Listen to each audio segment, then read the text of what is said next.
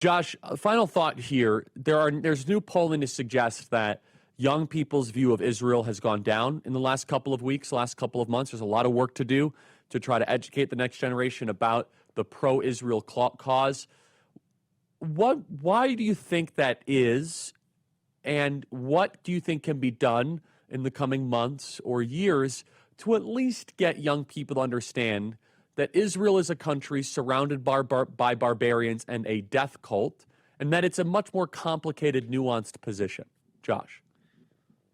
Charlie, my best guess as to why the Israel position is currently becoming a little more unpopular with certain younger, especially Gen Z types above all, is that especially for those who grew up in a post 9/11 milieu, and to be clear, I was only 12 years old when 9/11 happened, I think that there is this conflation between U.S. support for Israel and the forever wars that constituted the failed regime change wars in Iraq and Afghanistan.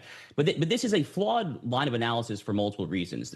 On the first hand, Charlie, there's this narrative that Israel talked George W. Bush into fighting Iraq. And frankly, nothing could be further from the case. And in fact, both the president of Israel at the time in 2002, Shimon Peres, and the leader of the Israeli right, Ariel Sharon, literally both told George W. Bush, do not do this because you're going to topple this. It's going to become an Iranian province overnight in Iraq there. You're going to destabilize the region. So that narrative has always been bunk.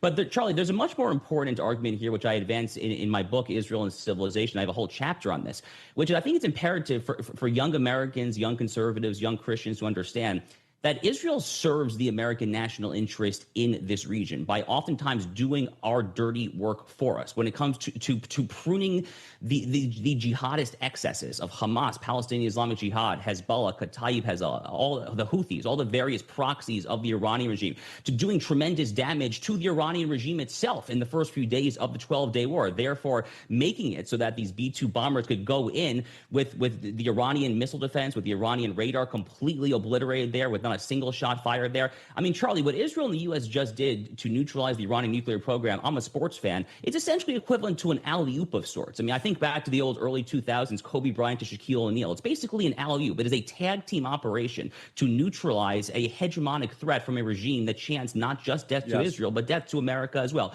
All of this, by the way, is in service of trying to stabilize the Middle East and therefore kind of make it easier for America to pivot to China, which is our big threat.